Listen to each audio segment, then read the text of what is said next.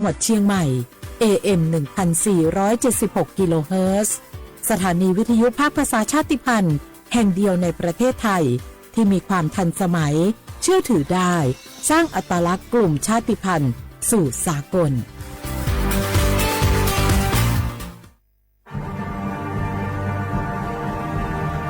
ชาติศาสนาและพระมหากษัตริย์สถาบันหลักของชาติที่อยู่กับสังคมไทยมาช้านาน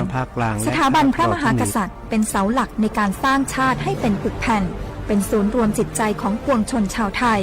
เป็นบ่อกเกิดของความรักความสามัคคีของคนในชาติเพื่อเป็นรากฐานให้ประเทศชาติมีความมั่นคงสืบมาจนถึงปัจจุบันรวมสร้างความภาคภูมิใจในความเสียสละของบรรพบุรุษไทยในการปกป้องพื้นแผ่นดินไทยโดยสำนักประชาสัมพันธ์เขต 3 กรมประชาสัมพันธ์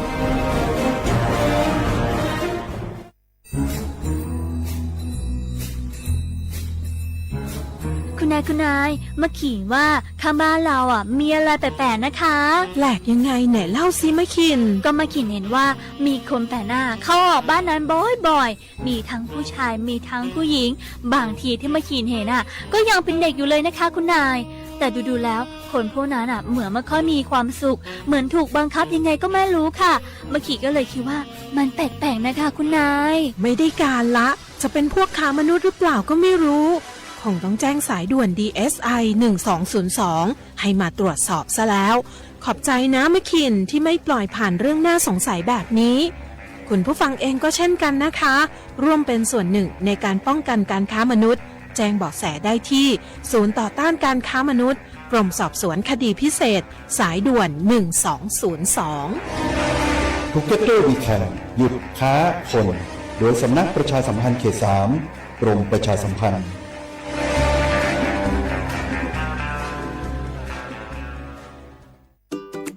เนี่ยปี้ประจันข้างบ้านนะอยู่ดีๆเข้าห้องยาท้อง1669ไปปูนละโอ้เป็นไอ้ยังนักก็เห็นหลานเปิ้นบอกว่าป้าแกเป็นความดันโลหิตน้ำตาลตกวันนั้นยังหันไปลดยาอยู่เลยก่อนหน้าว่าป้าจันเป็นไอ้ยังบ่ทราบไปหาหมอนั้นนะปี้ยังน้องนะบ่เคยไปตรวจเช็คสุขภาพเลยเริ่มกลัวแล้วว่าจะเป็นโรคอะไรยังก็ใจเย็นๆปี้ว่าต่างที่ดีเฮาต้องไปตรวจสุขภาพเปิ้นมีโปรแกรมนัดตรวจผู้ปีไปตรวจจะได้รู้ว่าเฮามีความเสี่ยงเป็นโรคอะไรอย่างพ้องรู้ก่อนจะได้เตรียมตัวก่อนรักษาก่อนบ่ต้องมานั่งกังวลอันเดียวเฮานัดกันไปตรวจสุขภาพที่โรงยาครบปีพอดีเจ้าปี้ป้าคนพวกเขานัดกันไปเลยเนาะจะไปลืมเนาะตรวจสุขภาพประจำปีสิ่งดีที่ควรทำรู้ก่อนเตรียมตัวก่อนเพื่อเข้าสู่ช่วงสูงวัยอย่างมีคุณภาพด้วยความปรารถนาดีจากสำนักประชาสัมพันธ์เขต 3 กรมประชาสัมพันธ์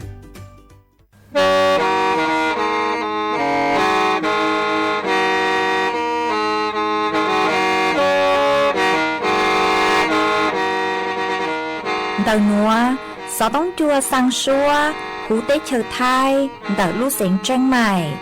Lũ chay hà lùng mong, inu tế hà o già, giáng sơn chú tế hà thầu sư hở, chữ tên, chú, trao tên, giáng trong tu tế hà thầu sư hở, cầu sang tên, chú, cầu gì tên. Trang tờn đợi sáng, AM, kế ý chén plau bùa, sang chậu trào kHz đời nó mong do bé lùng mong suốt lời so cá nồng tàu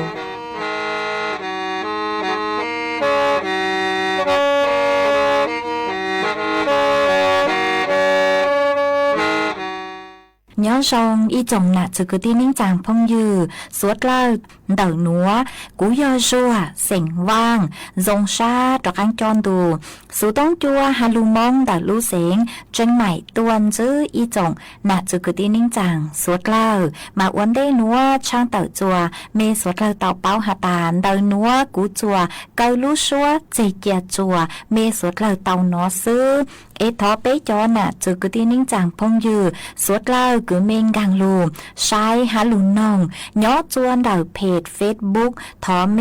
สวดเหล่าปังจวนนากดไลค์กดแชร์อีเล็งอีแชร์ปูจัวเพจสวทเชียงใหม่ AM อีเช้งเปล่าปัวช่างเจ้ากิโลเฮิรตซ์มาอวดจองเตาจัวเมชัวเล็งชัวตูกูปังจวดช่างกลางดูสูต้องจัวฮัลลูมองดัดลูเสียงเจ้งใหม่ฮะ วางฮะเจียชาหตาเมสวดเลยกุยนรูกุญย้ออัวพงอยู่อัวเกเถ่าปีมึงจูจัวเถ่าสาวเอจวนจื้อนัวเปหอดอกกังลูกงเกโลเจจวนดังดูสูต้องจัวฮาลูมองดังลูเสียงเจ้งใหม่จื้อมึงเตานี่ไอ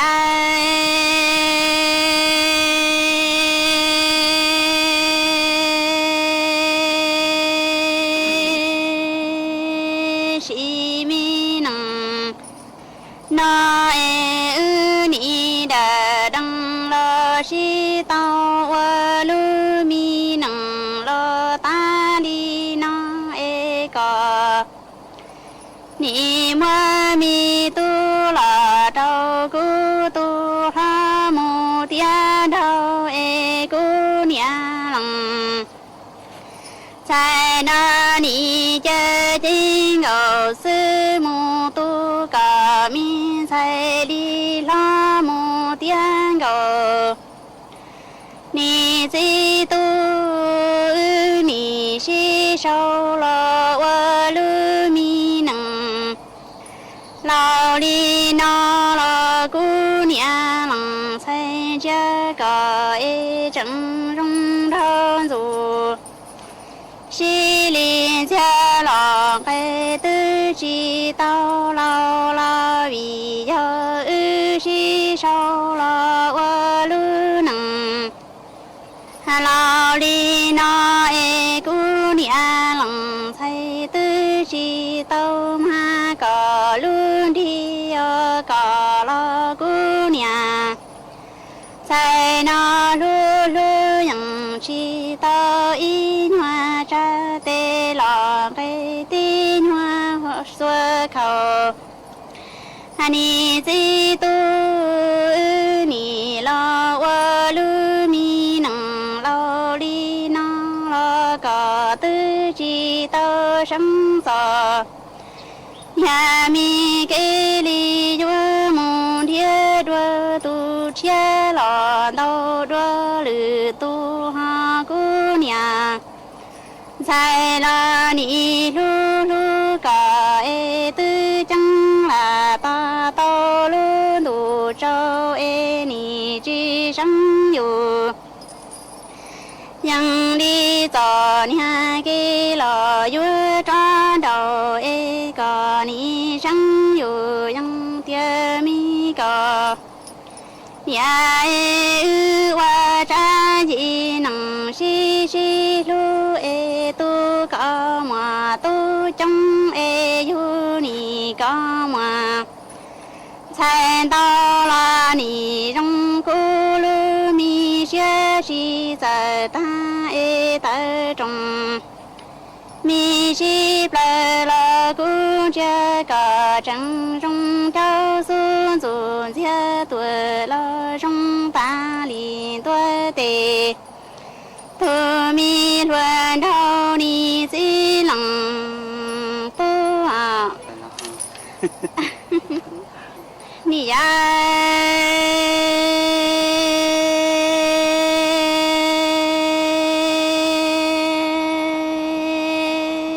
是能那你的当了是道我这米能说声有人了。老李那老几多你忘了米学生来找不个路见到死了，这姑一能路哎姑娘郎才天里找不见个，是个这里让木都个才那有了个都哎最冷。你我路米能了大里那一个都了，爱里的月木点到了都点你最多是能那姑娘，在你了这个我这米能烧上了老。chỉ tao xuôi cỏ chạy mi tê lò in hoa đê họ cô nhà lăng chạy lu lu cỏ e tư chỉ chơi cô nhà chạy nó sa mi tê lò in hoa tràn thiên tàu ni chỉ tu ni lò qua cha mi chỉ nâng sơ sông dù dân lò lo ta li nong lò cu nia lăng在这个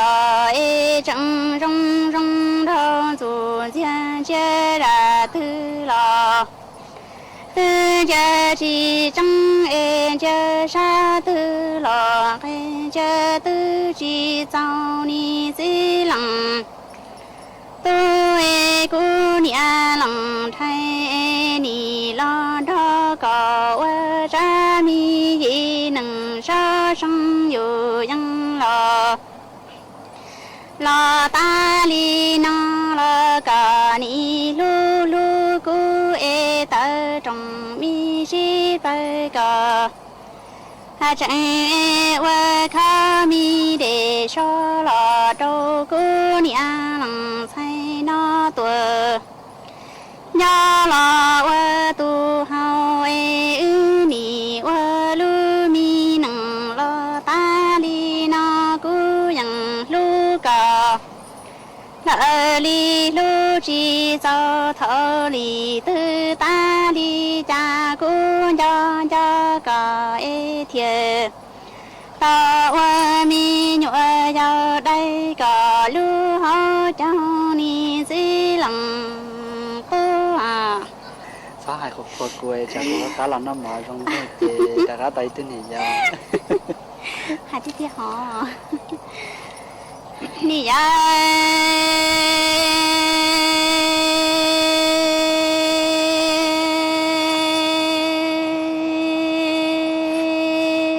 si nằng nói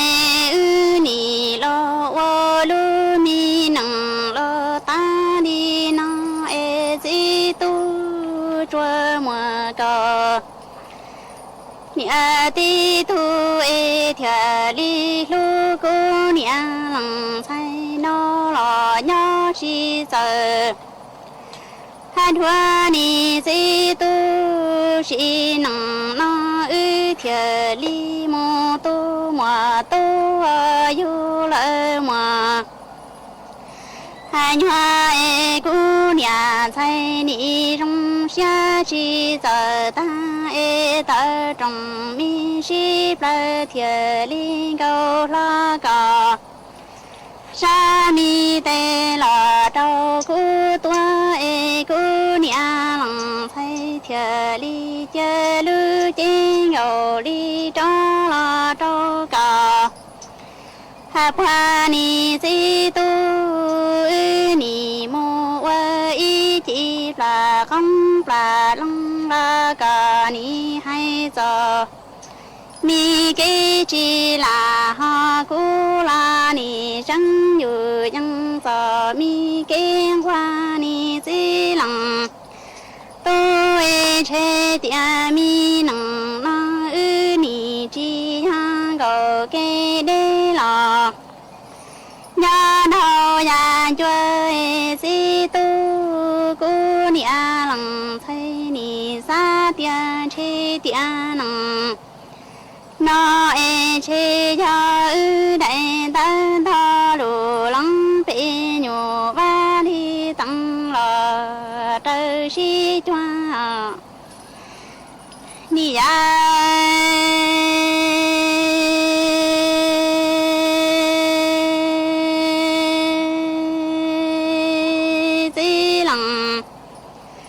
tôi cha ni si sao wo lu mi nang lo lo đi nang lo cò ha chẳng lu lu cô mi nia lăng say nó chua bao tia cò ti thu thiệt ha li nhỏ chín du ni si tu si nang nó cô nia lòng say nó thiệt li chê lư mi chê ngô sư khả ra li yang mô lo cò lư chê nô tu e ư ni lo wa lư nằng lo ta li na e cu nia lòng say thiệt mô tu say lo nhớ yu tu la trâu ư a lăng tu ni di tu cả chi ba tia si sao la wa lu nang la li na la cu nia lăng thay yu mô sa ke tu ma ni sa nia cả lơ mi phu ni di tu si nang na ư ni la wa lu mi nang sa sang ca yu nhang nhớ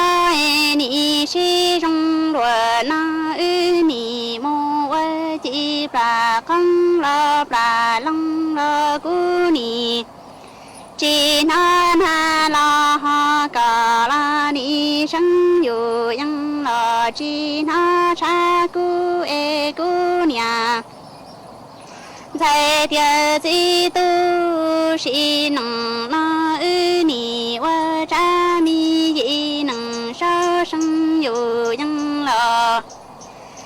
还呀老里那那个有木子给得那个张海拉路乱了。西起木段高古才得住哎啥绕的是能那去呀个，天古哎大米的狗拉的头哎他路浪陪牛瓦里等了，拉到一路的你还中下轮。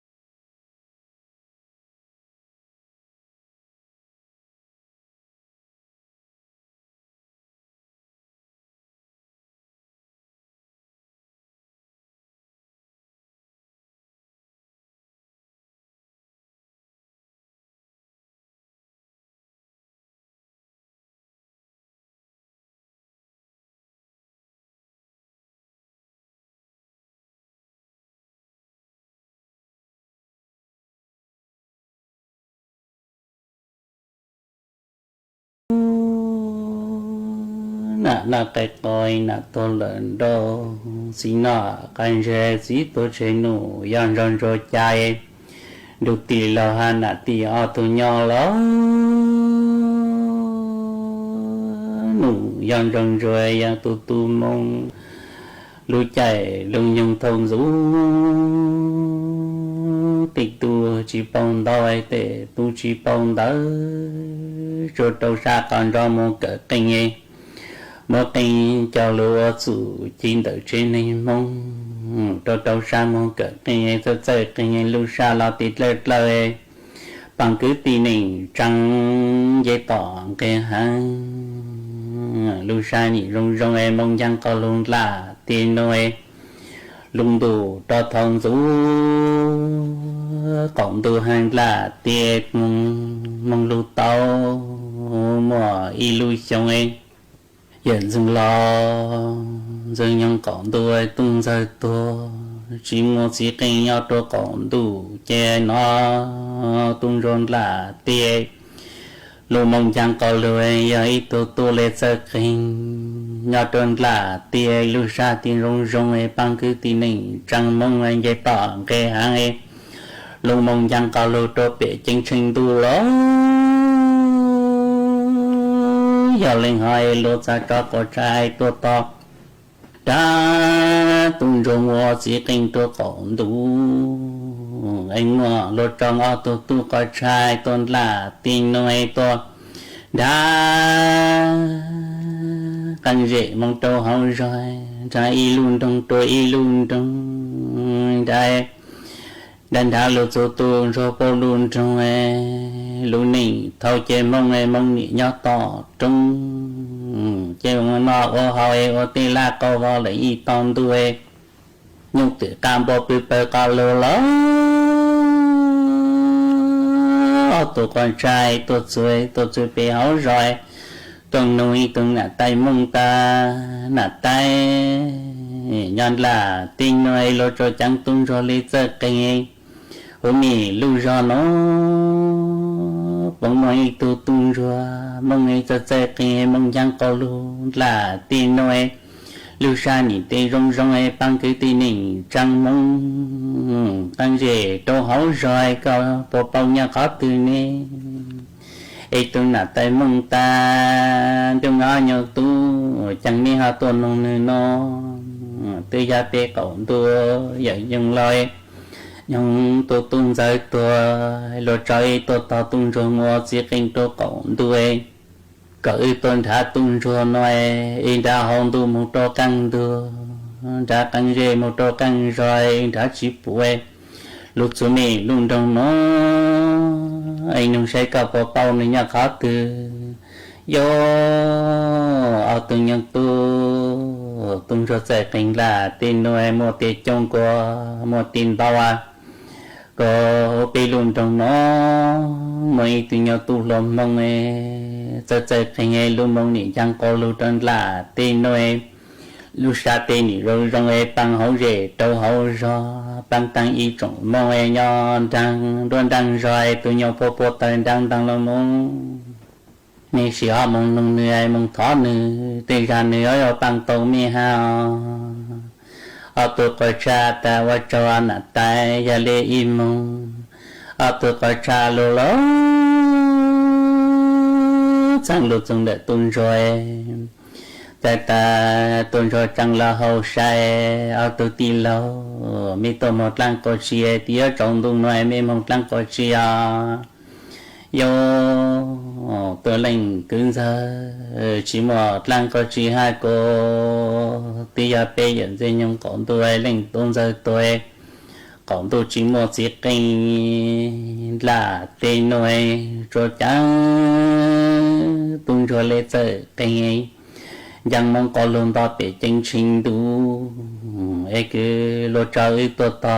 ต้นท้ายตัวต่อตุ้งจมูกสีเก่งตัวของดูหน่อยไอ้ตัวจะไปหัวใจนุ่งตัวหน้าไตมองเป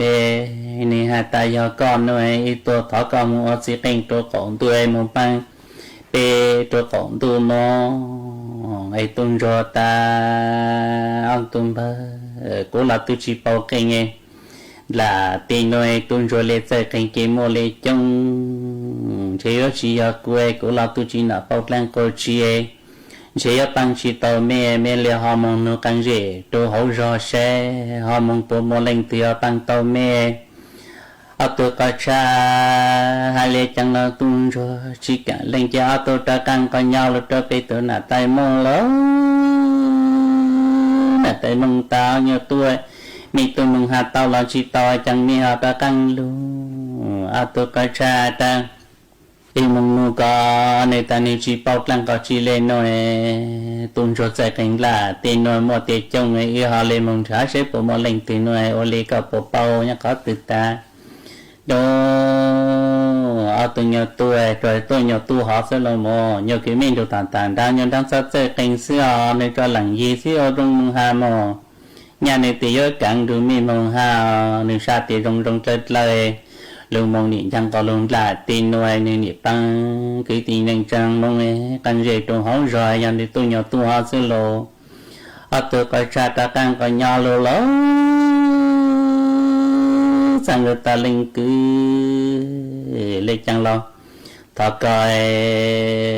một căn mua nụ tiền đâu một căn mua nụ tiền ô chi bao tay còn một trái chay con đồ ơi mong lợi tổn tôi ơi mong chỉ khi mong băng kê chẳng nuôi mà chẳng có đó sang có đó càng lười tổn đề chê ở tung hai tung rồi chỉ bộ càng ngoài trái chỉ bao vô lấy trái chê lúa luôn nên còn tôi lối bé chơi lối chỉ sao xong chỉ nhau lối lưu ý tung rồi ta cố là tôi chỉ bao lăng coi chia mong là giờ đồ mi mong làm mong người tung nãy tí nhau chế anh nên nó bỏ ta tay tự lấy tôi vô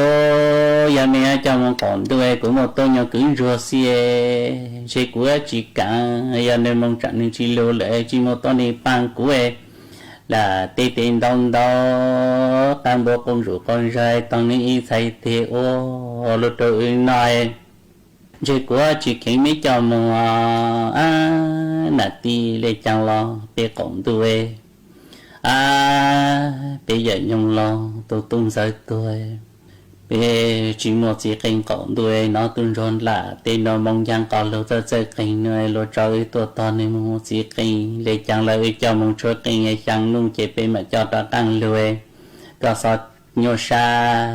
ya lê cú chỉ khen lìa mẹ cho mong lại chỉ mà lên tiền mong sát tới cú đó đâu có cha cộng tôi luôn mong rùa tại ya lê im mà mong băng co đôi nị mong sát cho tao tên à bơ cho lô cho bơ co lô chay ya lê cho mong lô bò mẹ cho mong lô tao hai cô mẹ cho cô nhiều cứng rồi mong lại chỉ mà lên tiền mong tổ chui chỉ tồn ra luôn mà nó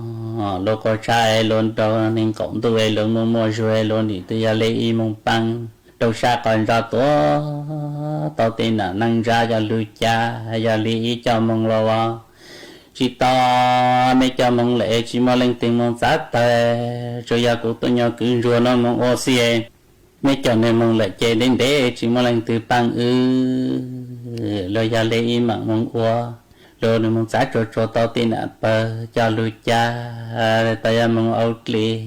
lo luôn mong cứ cho tao tin là ở cho lưu chơi trai thế mấy cho mong lại chỉ một tuần này mong ở ti lo có trai lo nhau cộng tuổi lo mua sủi ya lấy mà mong băng lo nị đầu ra còn do mong băng y pla nị tăng lỡ ya lấy cho mong tương là ti hà răng từ lo tăng thọ lo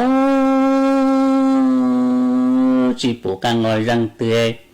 giờ lê mẹ cho cũng nhiều cứng rồi mong lê cho mong sang nuôi mẹ sang ta càng lúa ô lê là tí có cho say để cho mong chúa kinh đó cũng tu tay sang nuôi để mà sang ta càng lúa chơi tuôn rồi sao lê mong đi trang kinh bộ mong ló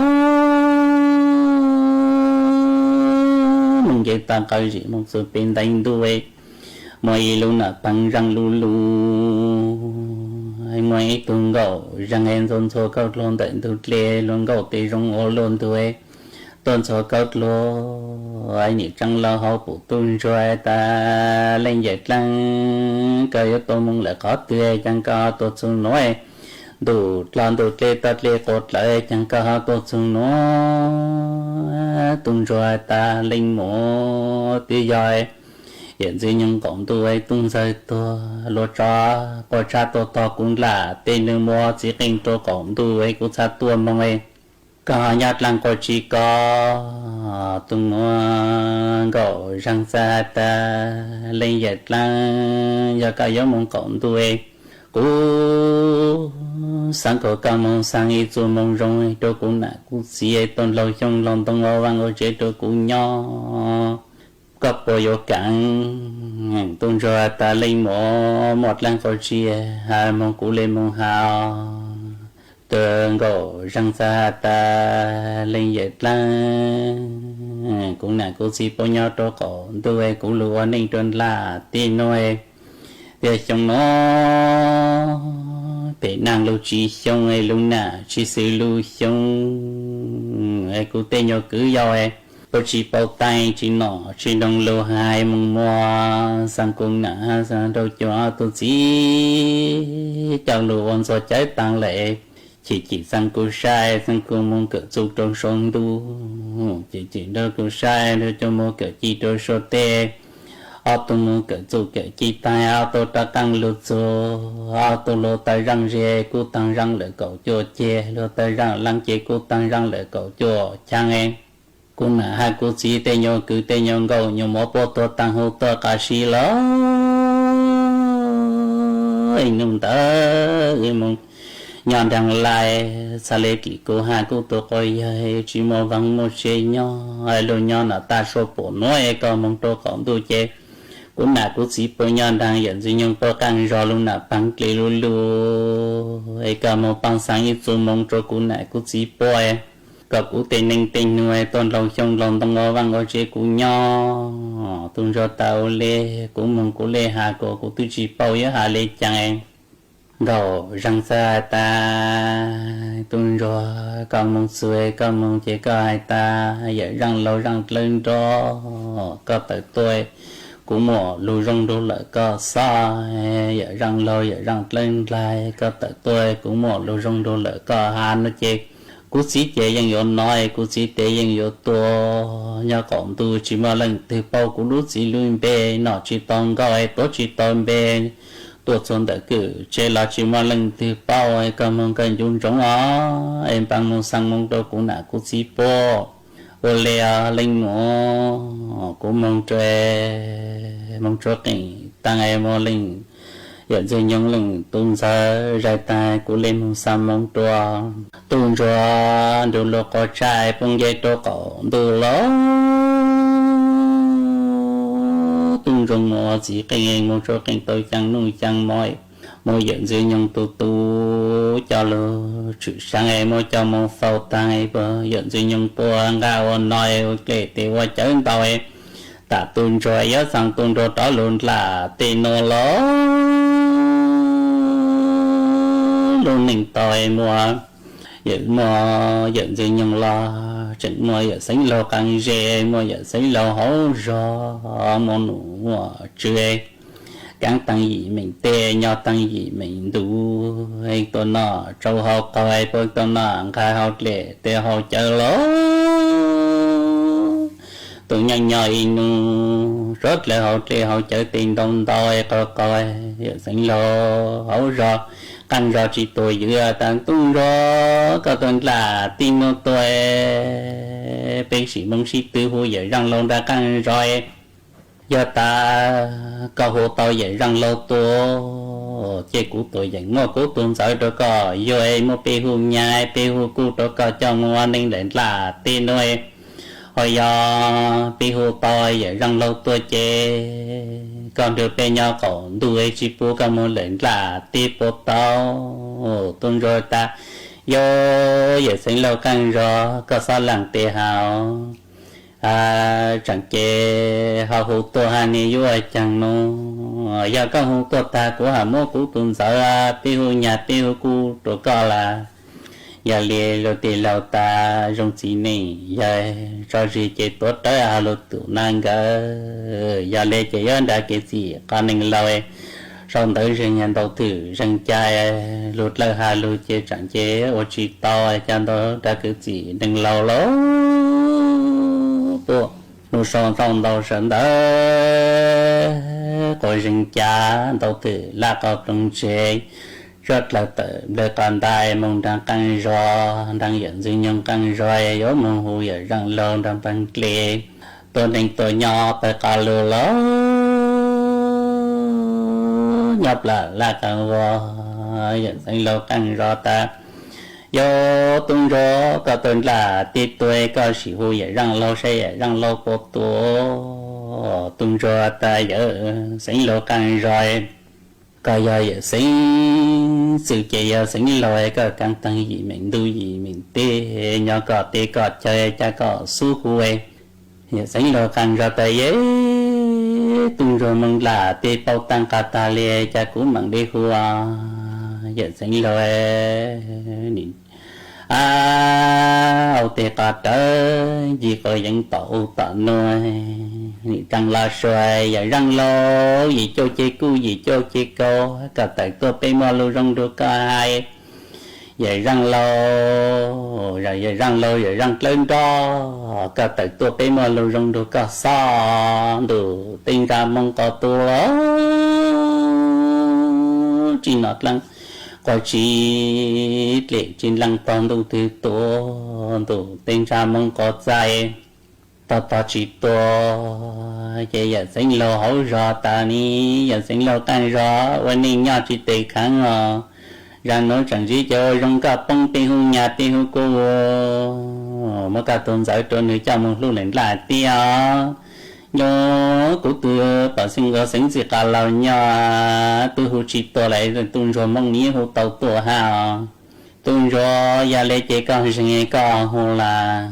tôn rồi nị sợ gì có những ngày ta xin lo xua giờ rằng lên đó có ta tổ e tôn rồi là tiếng mồ lu rong đủ có so giờ rằng lên là có ta tổ e tôn rồi là tiếng mồ lu rong đủ có ha tăng thọ đủ cho con dài tê cho con đi tê lăng con lôi to tê lố ôi chẳng là tao cậu bê sai chẳng ý tôi rằng lo sự xuyên khó có nhai gì cho cu gì cho chê coi tung rồi sai chê dài tôi giờ lo sự giữ trên coi nhoi để tôi bằng trên có tớ nhung cao lại hậu rể tôi tăng rồi chín đồng con đưa tuần rồi chế tuần rồi sai trong tôi giờ lại tuần rồi nhau tùy dưới em tổ chung cho ta sử dụng lăng có chia của anh mình lo có trụ nhau tôi còn đúng nó tôi chỉ ngỏ tôi lo nó cũng câu tôi cũng biết tôi số cũng cứ chế có họ giờ lên tươi chẳng tôi chung nói một lăng có chia nhau tu tung cho tay giờ chỉ một lăng có chia qua cú tuần là ti tua vậy nhung lo còn tua lên tung ra tua lo hu tua cho có cha tua to của chỉ tên tua còn đủ nói cú tua tuần đang đánh tu đang luôn là tăng kle luôn luôn em mà như tuần sai rung gọi tuần sau có luôn tận tu kle nên nó cú ta lên dệt lang cao to một lang có chi cụ ta cụ tôi cho còn tu nói tôi chỉ cần cho còn tu nói nè hai cho cụ ta cả cụ tôi bằng sang ít số mong rong cho câu vậy xuân na chơi nhỉ rong rong ai thôi xong lo rong ai chơi xong nói chơi chỉ đi phê na chỉ phê xong thì cứ cái vậy cho là tia nhiều máu dòi po chỉ bao tay po mong mua sang của anh đã cho tôi đã tôi chỉ luôn rồi tăng lệ chỉ sang cô sai sang cô mong cỡ chú cho son tu chỉ cho sai nó mong cỡ chỉ cho số teo tôi lô tay răng sẽ tôi răng cậu cho chê tôi ra lang chê cô ta răng cậu cho chai coi vậy cho tên nhiều báo giao po tôi tăng hô tôi xí lớn ấy chỗ có tu bỏ cái tuần sai nu họ tu mong đang lại tu xa lết lìa tu chỉ mong vang mong chơi nhoi có tuần sai có cụ tu hạt đồ cao giờ hạt tin nhau xịt lại mi mong lâu trong lòng đông vang mong chơi đồ tu nhoi nhu li tì cầu chi nó yo rong lừa rong cơ lê cái nhà tu nhau rong emดูgiờ mà không chế mà tăng chỉ lên thằng tu giờ lên tu tăng bộ nó cũng mong chỉ tao cũng trở sang mong đồ cỏ xưa sau à lê của tu sẽ rong lên rồi cũng mong là không chế mà tăng cổ chỉ cho hạt đồ cỏ lúa cũng cho cái mong là thế giờ sinh lâu hậu rò tăng rò là chỉ bị sinh rò cắt lời sai chế vậy tu là răng lú cho chế cụ gì cho chế con dân con nhân tuần rồi sai cái vậy tôi dạy lo sự giữ trên con nhân để đi tôi bằng em tuần rồi nhị chỉ bay tuần rồi mong chế nên một tất cả tôi có chụp lục là cho nạp bằng răng em giờ sinh lo càng rồi rong xa lo răng nó chế trâu răng chân mông rồi trái răng chân mông no lại chế giấc ta giấc chỉ bông tê hương nhà tê hương cũ dùng tuần giải lại chỉ trâu một đời này cho mong luôn lệnh là tê sinh lo khăn do nỉ rong rong xa bộ tên đâu tê giờ sinh lo hối ra ta sinh lo khăn do có sao tiệt kháng răng đồ một rong chuối chỉ có trâu bông sao để măng rong xa bộ ta khăn mong lỗ nhà mong nhà vàng nhà chị tăng tung rồi mong lù pla tăng kle từ có tới trời danh tê chẳng có số tại có tan là tên nói liền cho có san đăng con lô lợi ton đua chẳng tới lù pla trốn đôi danh bằng chế và chim chẳng có lợi to tê ló căn đồ trong con đôi lợi ton đuôi là tê chế dân chế ta đôi dân chế càng dòng bộ tự phải cao lưu lâu lâu tại cao tay giờ rằng lâu chào tung trong một trò thì giờ rằng lâu luôn trong anh mong rồi giờ rằng lâu luôn chế lố đôi dân nụ do chữ nhỏ tăng đôi dân vàng chế tên rong rong chín răng có tuần này nhỏ phải cao lưu cam bùa trong trong con đưa lấy toi vậy rằng lâu xa cho tương do ta mình tương do cả nhoi của cho lùi bên mong mí nhoi bên mong là tê mong lâu trong lòng đông ở bằng một chế độ của tung sai từ vào nhoi một sang nuôi bên đó càng lùi một lần của chia lê hạt đồ coi mà cho con mong chế ó hay tung rồi nhoi ở lên một giờ của mà nho vậy rằng lâu hả tê tuổi phong cái tròn là tên nó lố của tuần lâu trong lòng đông bằng ô chế độ tung sai từ ô nho là tên nói mang lô tàu chẳng nuôi chẳng mò lố mong chỉ tàu mong rong nói mong chỉ tàu rong mong ô hỏi năng lô trả lô tôi tỏ bao tu la co vo lợi y to từ năng lô tàu chẳng nuôi chẳng mòi vậy rằng lâu po tua bằng ô chế độ tung sai từ ô nhoi nhỏ ló vậy rằng lo tôi nhang lu say tung rồi tiền rong đâu có y nhỏ năng cô lang cô nị tôi nhỏ tôi mong rong đôi nên ta lên dệt lang cả tuần là tết tuổi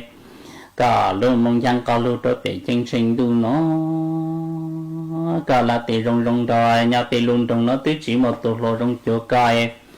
đi chuối tung mộng dở nhau sang chùa soiวันtu soiก็chỉ sáng lễ chẳng có một say nơiวันtu nơi tháng có quả đó coi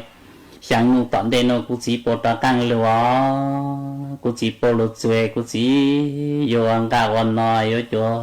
cho bằng cái gì bằng nói cho bằng tê gì bằng chơi vô tạ coi cũng chỉ vô mỗi nhà mỗi cụ tổ có là có soi vô cũng chỉ mỗi nhà là cả tài hàng trên có mỗi ăn một là mỗi nhủ mỗi này là cả ta giờ hàng trên nhủ chẳng nhủ coi có chỉ to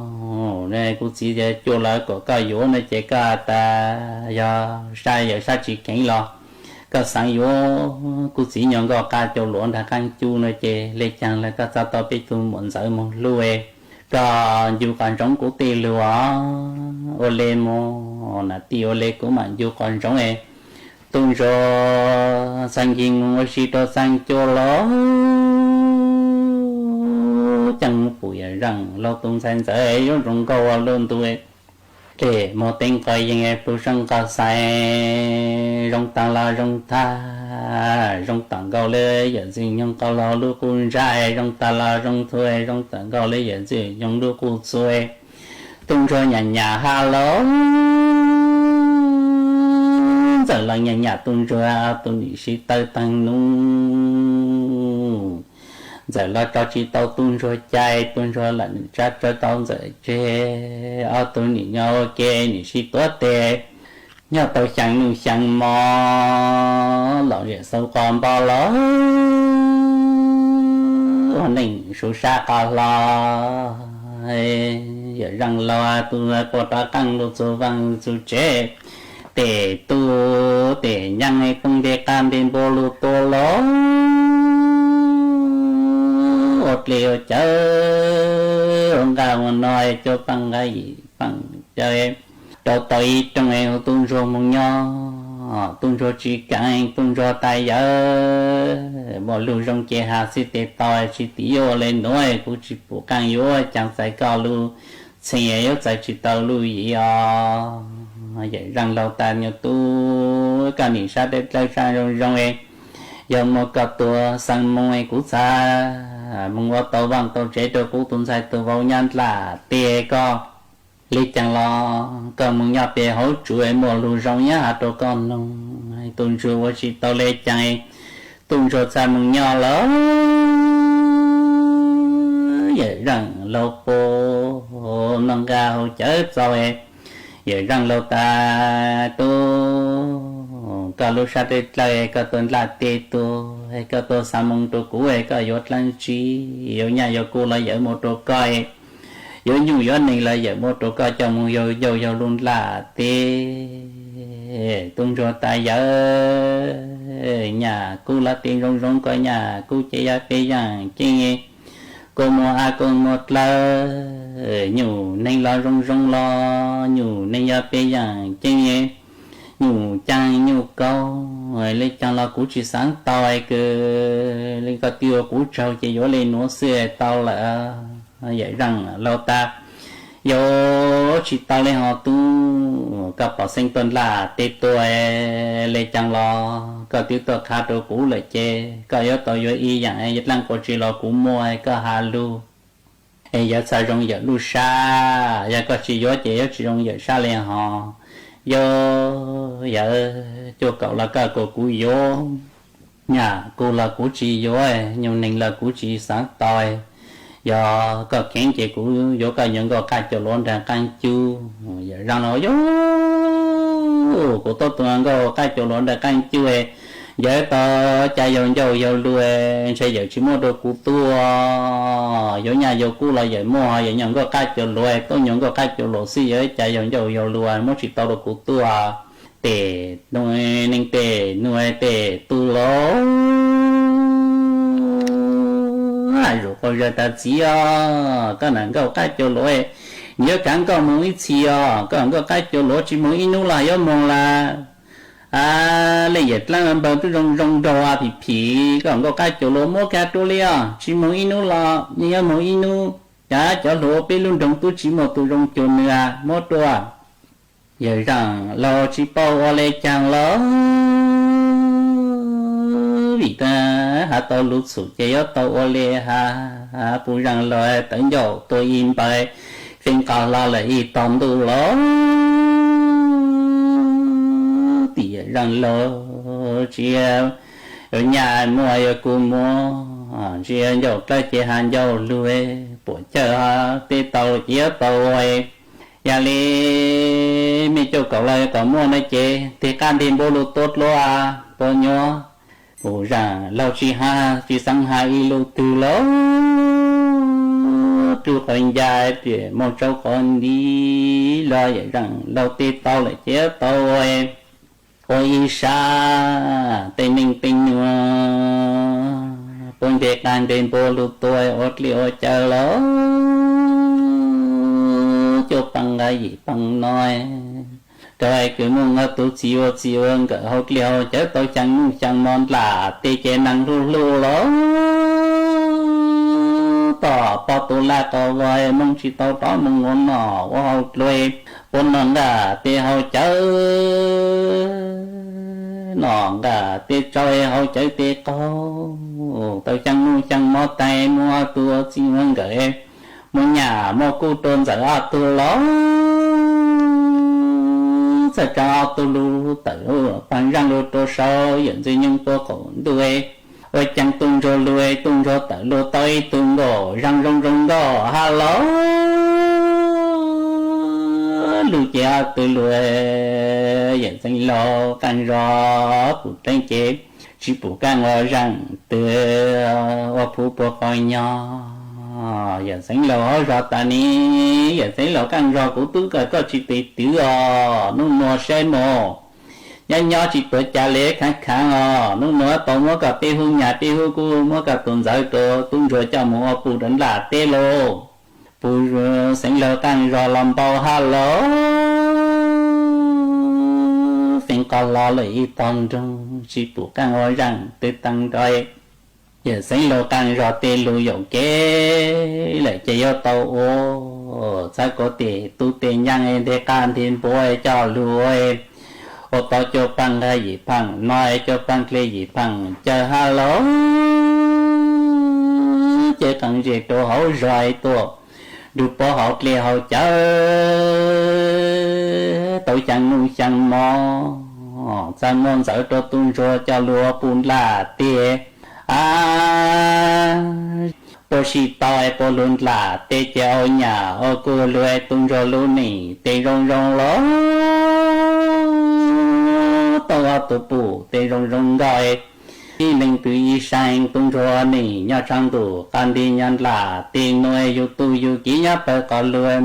bù tê rong rong gọi lừa nỉ nhà lo con xia lừa nỉ xì lu mỏ tuổi mỏ kia năng tăng lên là cha tôi ý chí lo rong rong đùa lu sầu lên nó ý chồng nà chữ cứ đi nính chàng suốt lờ lũ sư hở cu tứ dúa tăng lờ chè cuốn dạy mê suốt lờ mừng chùa lũ sư hở bảo lên nó sư ế bê mảng trọ cán lù sướng dứt lùa chua nở đù sú tông chua hà lù mong đã lũ xanh tranh mài tàu chua thầu tăng kỳ sơn dũ lũ sư hở chữ téng chua trao téng thầu giáng tròn đu lũ sư hở cào sang téng chua cào dị téng mà nú núa ua trong đào chua mê chua lên chùa từ cử cô bán chùa chân càng đồ số tông chùa hà lù mong đã lũ xanh tranh mài ha ê thó của mê chùa lên chùa từ chứ kế no càng nhỏ rồng mua kế càng xa nhỏ rồng suốt là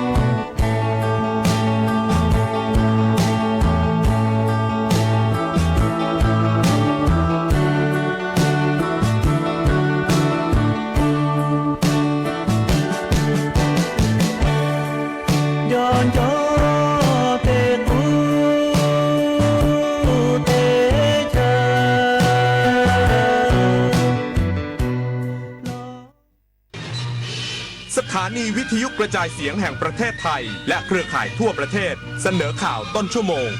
รู้เร็วรู้จริงเกาะติดทุกสถานการณ์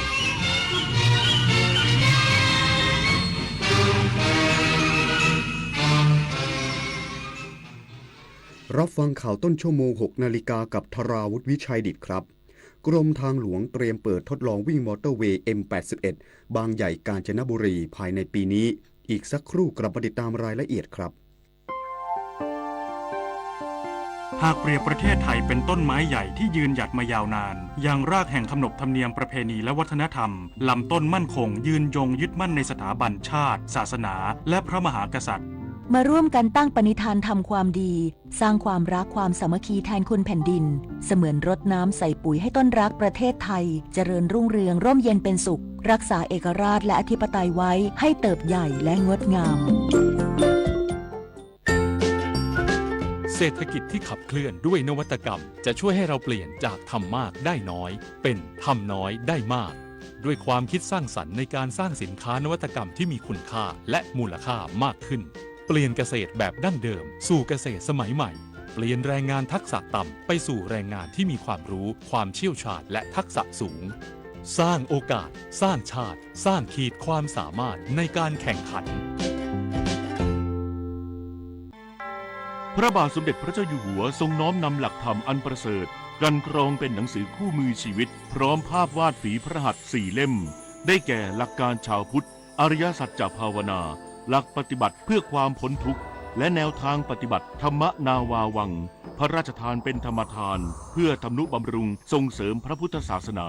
และเป็นเครื่องชี้ทางสว่างแห่งปัญญาให้แก่ประชาชนผู้ที่สนใจสามารถดาวน์โหลดอ่านได้ที่thammanava.netการกลับมาของการแสดงโขนมูลนิธิส่งเสริมศิลปาชีพจากวรรณกรรมเรื่องรามเกียรติ์ตอนสัตยาภาลีวานอนผู้กล้าหาญจะเกิดอะไรขึ้นกับพวกเขาสู่การแสดงโขนสุดยิ่งใหญ่โดยมูลนิธิส่งเสริมศิลปาชีพวันที่ 6 พฤศจิกายนถึง 8 ธันวาคม 2568 ณ ศูนย์วัฒนธรรมแห่งประเทศไทยเปิดให้จองบัตรได้แล้ววันนี้ที่ไทยทิกเก็ตเมเจอร์กรมทางหลวงเตรียมเปิดทดลองวิ่งมอเตอร์เวย์ M81 บางใหญ่กาญจนบุรีภายในปีนี้มั่นใจประชาชนเดินทางสะดวกกรุงเทพกาญจนบุรีใช้เวลาเพียง50 นาทีนายอภิรัตน์ชัยวงศ์น้อยอธิบดีกรมทางหลวงเปิดเผยถึงโครงการทางหลวงพิเศษระหว่างเมืองหมายเลข 81 สายบางใหญ่กาญจนบุรีว่าในขณะนี้มีความคืบหน้าการก่อสร้างงานโยธาแล้วเสร็จ99.89%ส่วนความคืบหน้างานระบบและงานบำรุงรักษาอยู่ที่92.89%มีกำหนดการเตรียมเปิดให้บริการประชาชนทดลองใช้เต็มรูปแบบโดยไม่เก็บค่าธรรมเนียมผ่านทางได้ภายในปีนี้ทั้งนี้โครงการทางหลวงพิเศษระหว่างเมืองหมายเลข 81 สายบางใหญ่กาญจนบุรีครอบคลุมพื้นที่4 จังหวัดได้แก่นนทบุรีนครปฐมราชบุรีและกาญจนบุรีรวมระยะทางประมาณ96 กิโลเมตรมาตรฐานการออกแบบเป็นทางหลวงพิเศษขนาด6 ช่องจราจรและ4 ช่องจราจรพร้อมระบบควบคุมความปลอดภัยและการจราจรอัจฉริยะนับเป็นเส้นทางยุทธศาสตร์ด้านโลจิสติกส์เชื่อมจากกรุงเทพมหานครสู่ภาคตะวันตกและเป็นประตูสู่ภาคใต้ของประเทศไทยสำหรับช่วงปีใหม่ 2569 จะเปิดใช้เป็นรูปแบบทั้งหมด8 ด่านได้แก่ด่านบางใหญ่ด่านนครชัยศรีด่านนครปฐมฝั่งตะวันออกด่านนครปฐมฝั่งตะวันตกด่านท่ามะกาด่านท่าม่วงด่านกาญจนบุรีและด่านศรีสะทองซึ่งจะเชื่อมต่อกับโครงการทางหลวงสายสำคัญได้สะดวกยิ่งขึ้นโดยกำหนดความเร็วในการใช้ที่120 กิโลเมตรต่อชั่วโมงนพศรแก้วคำรายงานธนาคารแห่งประเทศไทยเตรียมออกใช้ธนบัตรพอลิเมอร์ชนิด50 บาทและ100 บาทวันที่ 21 พฤศจิกายนนี้เพื่อยืดอายุการใช้งานถึง 4 เท่าและช่วยลดต้นทุนการผลิตธนบัตรใหม่กว่า350 ล้านฉบับต่อปีนายเศรษฐพุทธสุทธิวาฒนฤพุทธผู้ว่าการธนาคารแห่งประเทศไทยหรือธปท.กล่าวว่าธปท.เตรียมออกใช้ธนบัตรชนิดราคา50 บาทและ100 บาทที่พิมพ์ด้วยวัสดุพอลิเมอร์ที่เป็นพลาสติกแบบพิเศษไม่ดูดซับความชื้นและสิ่งสกปรกมีความทนทานต่อการใช้งานมากกว่าธนบัตรกระดาษจึงช่วยให้ธนบัตรหมุนเวียนมีสภาพใหม่สะอาดและมีอายุการใช้งานนานขึ้นจากการออกใช้ธนบัตรพอลิเมอร์ชนิดราคา20 บาทที่ผ่านมา พบธนบัตรมีอายุการใช้งานเฉลี่ยนานถึง8ปีหรือนานกว่าธนบัตรกระดาษถึง4เท่าจะช่วยลดการผลิตธนบัตรใหม่เพื่อทดแทนที่ชำรุดได้อย่างน้อยปีละ350ล้านฉบับเป็นการลดต้นทุนของระบบลดการใช้ทรัพยากรและเป็นผลดีต่อสิ่งแวดล้อมรวมทั้งยังใช้เทคโนโลยีที่ทันสมัยต่อต้านการปลอมแปลงด้วยมาตรฐานที่สูงพร้อมเพิ่มจุดสังเกตสำหรับผู้มีข้อจำกัดในการมองเห็นด้วยการพิมพ์ดุลนูนสัญลักษณ์ในลักษณะอักษรเบรลล์ที่สื่อถึงชนิดราคาโดยมีกำหนดออกใช้หมุนเวียนวันที่21พฤศจิกายนนี้และประชาชนยังสามารถใช้ธนบัตรกระดาษชนิดราคา50บาทและ100บาทที่หมุนเวียนในระบบได้ตามปกติปฏิพล สัทธพรหมารายงาน ปิดท้ายด้วยสำนักงานพระคลังข้างที่และกรมประชาสัมพันธ์ขอเชิญร่วมส่งแรงเชียร์และให้กำลังใจน้องๆเพื่อก้าวสู่เส้นทางแห่งศิลปินในการประกวดร้องเพลงไทยอมตะร่วมสมัยโครงการเยาวชนสืบสานรักเพลงไทยซีซั่น 2 ปี 2568 รอบพื้นที่ 1 ประเภทเพลงลูกกรุงวันเสาร์ที่ 30 สิงหาคมและประเภทเพลงลูกทุ่งวันอาทิตย์ที่ 31 สิงหาคมนี้ณห้างบิ๊กซีซุปเปอร์เซ็นเตอร์สาขาราชดำริชั้น 5 ตั้งแต่เวลา 10 นาฬิกาถึงเวลา 16 นาฬิกาและติดตามได้ทาง Facebook เยาวชนสืบสานรักเพลงไทยจบข่าวธราวุฒิวิชัยดิษฐ์อ่านรับฟังข่าวครั้งต่อไปเวลา 7 นาฬิกาครับติดตามข่าวที่นำเสนอไปแล้วได้ที่ www.thainews.prd.go.th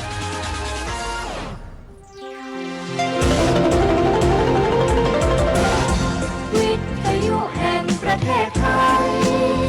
ให้ความรู้กู้ความสุข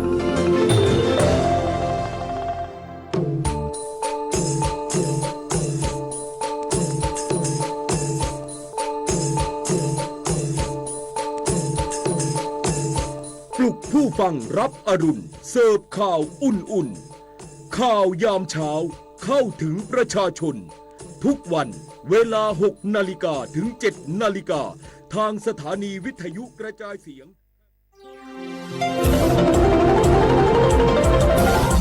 วิทยุแห่งประเทศไทยให้ความรู้กู้ความสุข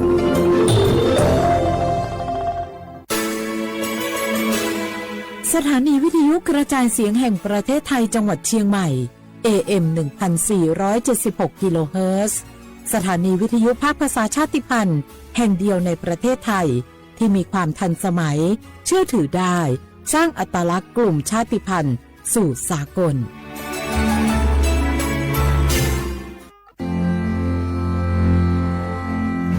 รากฐานสังคมไทยตั้งแต่อดีตจนถึงปัจจุบันเคารพเทิดทูนสถาบันพระมหากษัตริย์เป็นศูนย์รวมจิตใจที่เหนียวแน่นของคนไทยในเวลาที่เกิดวิกฤตทางการเมืองพระบารมีของพระเจ้าอยู่หัวก็ทำให้เกิดความสงบและช่วงที่เกิดวิกฤตเศรษฐกิจปรัชญาเศรษฐกิจพอเพียงของพระเจ้าอยู่หัวรัชกาลที่ 9 พระราชทานให้กับคนไทยก็ทำให้ผู้ที่น้อมนำมาปฏิบัติมีภูมิคุ้มกันและไม่เกิดความเสียหายพระปฐมบรมราชโองการของพระเจ้าอยู่หัวรัชกาลที่ 10เราจะสืบสานรักษาและต่อยอดและครองแผ่นดินโดยธรรมเพื่อประโยชน์สุขแห่งอาณาราษฎรตลอดไปพระมหากษัตริย์ไทยทุกพระองค์ทรงห่วงใยราชเสมอสถาบันพระมหากษัตริย์ไทยศูนย์รวมใจไทยทั้งชาติ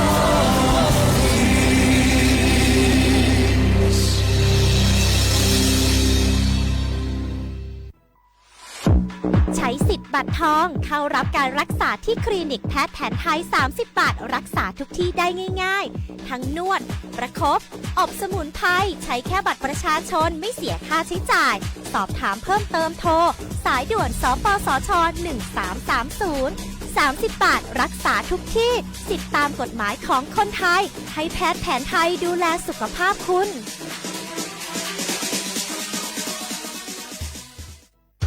30 บาทรักษาทุกที่เจ็บป่วยเล็กน้อยอาทิมีไข้ไอเจ็บคอปวดข้อเจ็บกล้ามเนื้อใช้สิทธิ์บัตรทอง30 บาทปรึกษาเภสัชกรและรับยาตามอาการ32รายการไม่เสียค่าใช้จ่ายเพียงยื่นบัตรประจำตัวประชาชนที่ร้านยาที่มีสติกเกอร์30 บาทรักษาทุกที่หรือร้านยาคุณภาพของฉัน ให้บริการดูแลอาการเจ็บป่วยเล็กน้อย สอบถามเพิ่มเติมโทร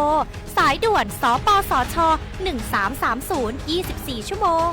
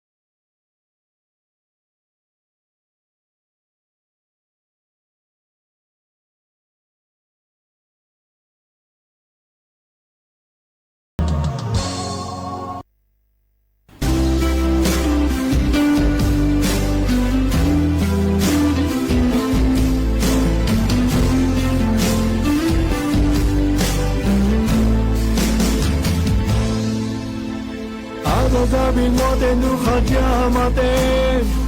我罗莫你马些，我苗表明努贝都阿扎扎起了，努么你光我的你我罗表明，努你马关啊，苏的你那贝。你妈比努你阿只年我的忙呀呗，我努你的嘎比嘞，我只有在米里更好，阿们姑姑我们努的马里努，我努你的嘎比嘞，我只有在米。阿们公布那米，我的米两年。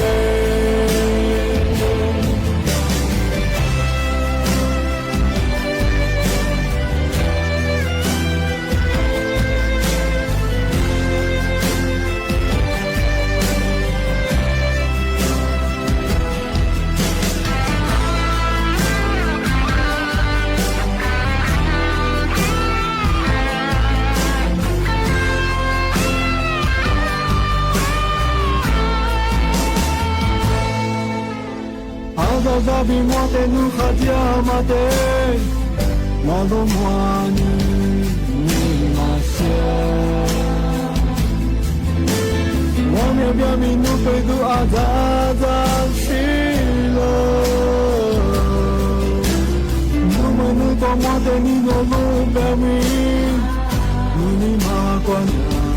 苏的你那贝。你妈比努你阿只年我的忙呀呗，我努你的嘎比嘞，我只有在米里更好，阿们姑姑我努努的马里努，我努你的嘎比嘞，我只有在米。阿们姑姑那米，我的米两年，我努你的嘎比嘞，我只有在米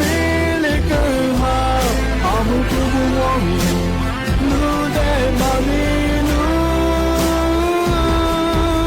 我努你的嘎比嘞，我只有在米里更好。阿们姑姑我米。我的米两年，阿们姑姑我米，我的米珠。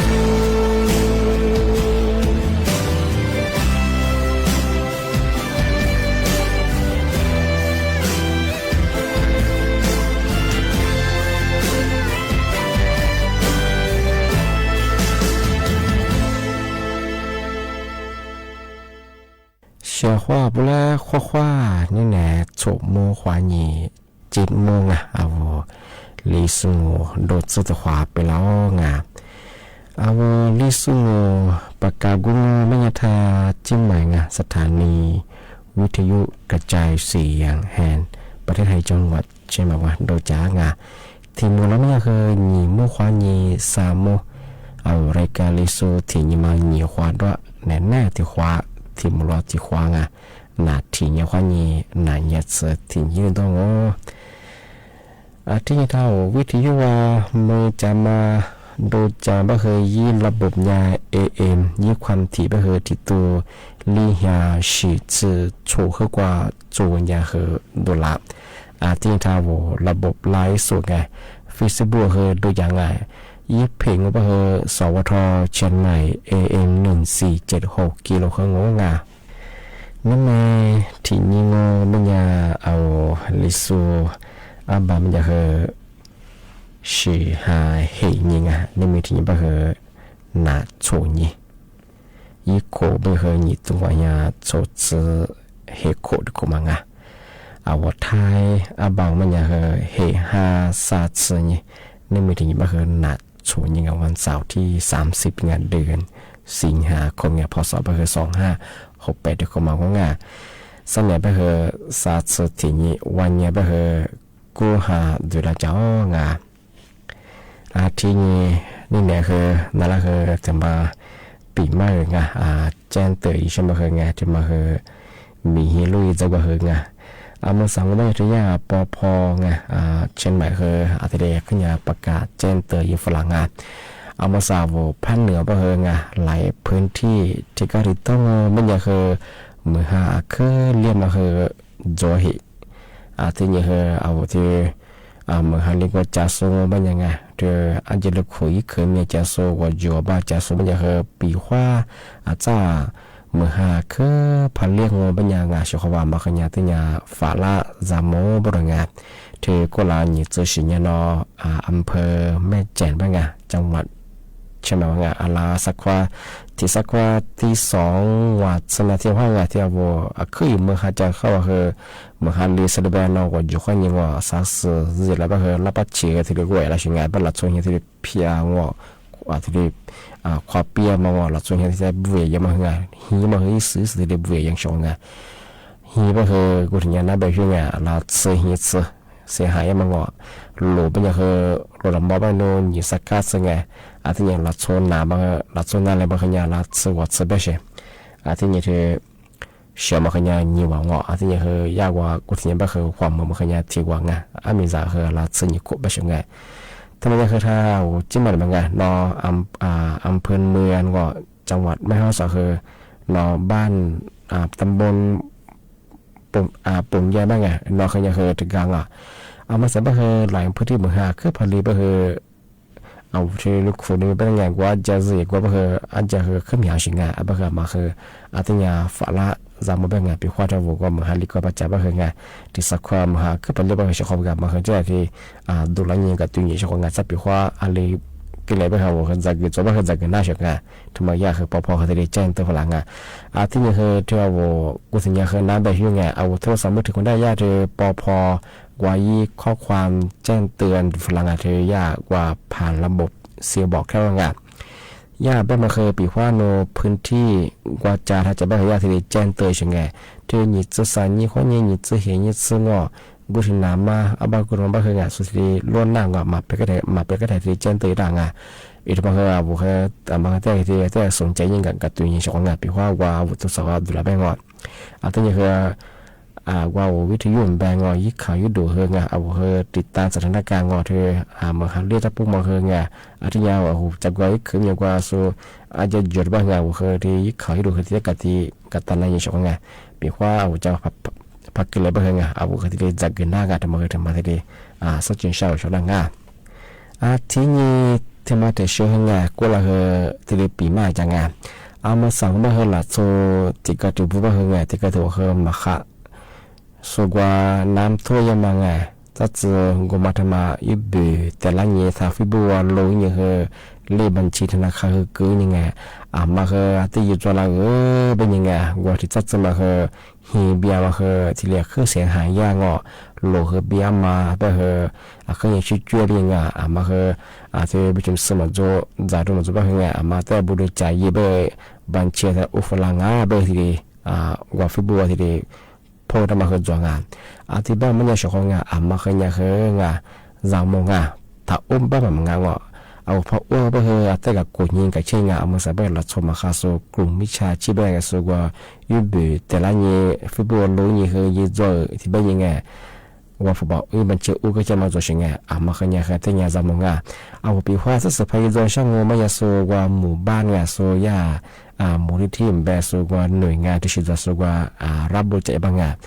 ฟุตบอลเลยบางโน้บุชิมซื้องอที่ว่าจากที่จะมาเกิดน่าเชื่อทายินที่บริจาคบางอย่างก็ข้างที่ว่าเฟซบุ๊กเขาเนี่ยสูว่าบัญชีส่วนบุคคลที่ชื่อเขาเนี่ยว่าบางที่เอาบุคคลที่ขึ้นมาซื้อว่าเฮงบางอย่างที่เนี่ยจำมงเอาพระอุปคืออีกข้อมูลที่กับกูยิงกับเชื่อชาวคนมาคืออะไรมางเป็นยังไงมาที่เด็กเกี่ยวกับเชิงมาสับเฮหลักชัวร์มาข้าสูงที่ชื่อสถานการณ์น้ำท่วมที่ชื่อว่าอายุบุตรเนี่ยคือความจำมาคือจวงมาคือเนี่ยจำมาชาวคนทำมาที่สุดจริงใช่ ที่บ้านยานั่นนะคือมักว่าตัวขวาเงินน่าชกงาอาจจะมักว่านักญาจะปะขวาตัวขวาจุดละขวางาเอาชกท่าวิทยุพัฒนาจาโซงาไลฟ์สวดตีสุดก็คือขวางโง่งาอามาลิโตจันนาจาเบิ่งงาที่ลีทัดไทยฟลาจงงา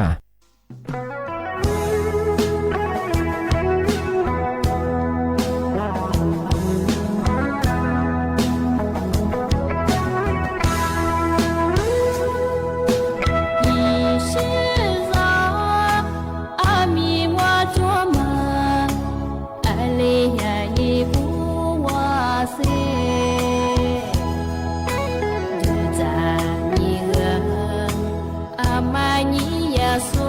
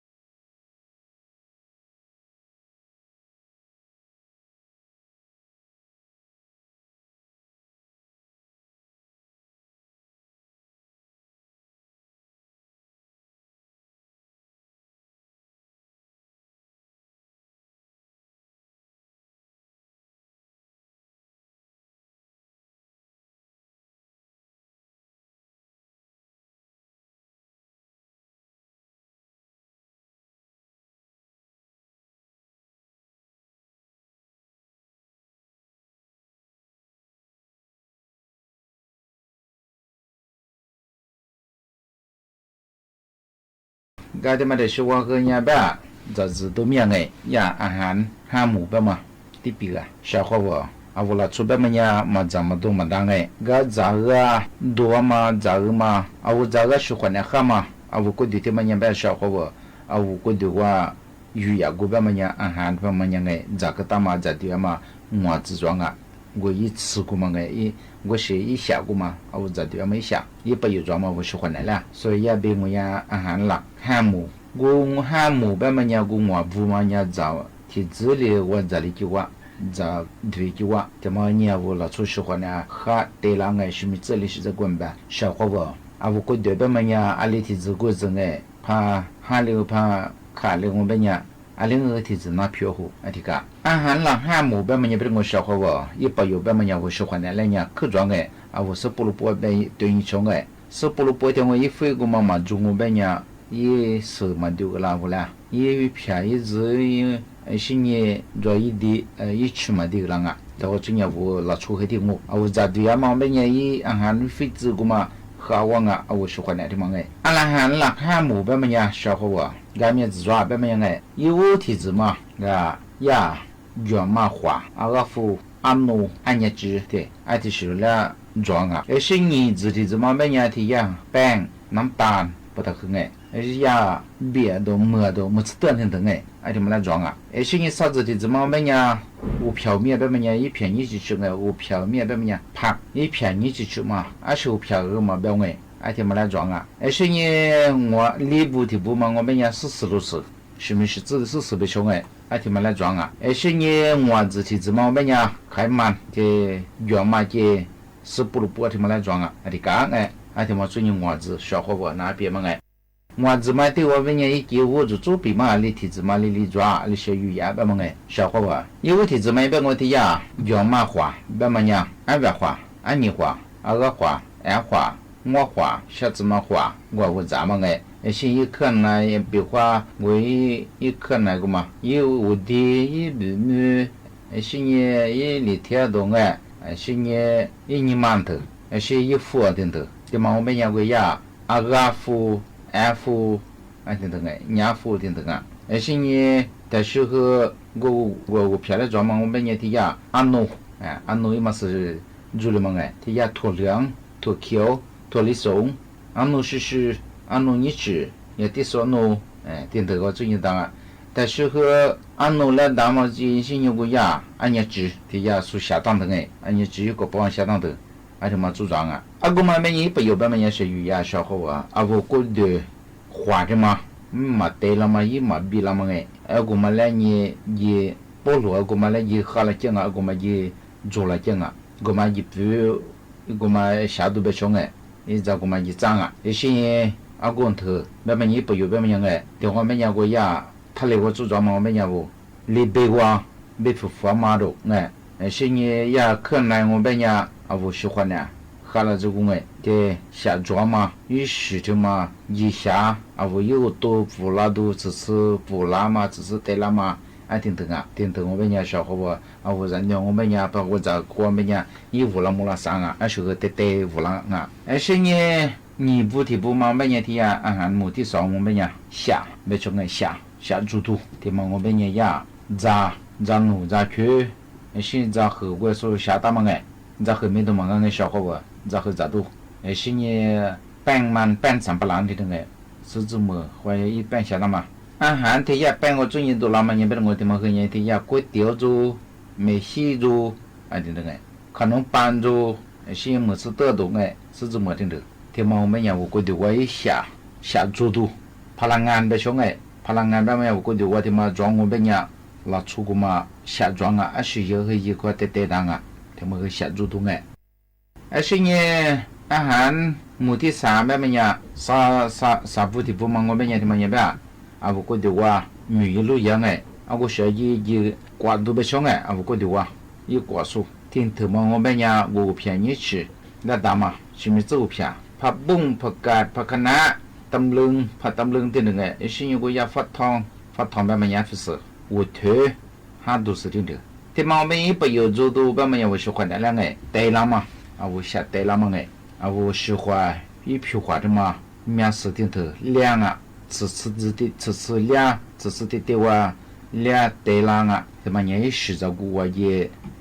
哈浪啊，也是这么面浪啊，而我这年拉出也是换来这么面浪哈，我们也两个换两啊，我拉出关于自己和来的对浪哎，啊什么啊我听他讲，我换来别穷哎，我拉出的别呀，木来几整啊嘛，啊所以他妈找别啊我换来别呀对你我们也是绿档啊，哎他妈的哎天亮哦。而且嘛，ที่อาศัยหมู่ที่3ไงหมู่ที่4แบบมันยังเป็นคนชาวเขาว่า我觉得ว่ายี่กว่ามาเป็นยังที่มาคือยังแบบที่ยา40ที่มันเป็นยังมะละกอแบบมันยังมันสับปะรดสิ่งก็มาซื้อมาว่าซื้อมะซื้อ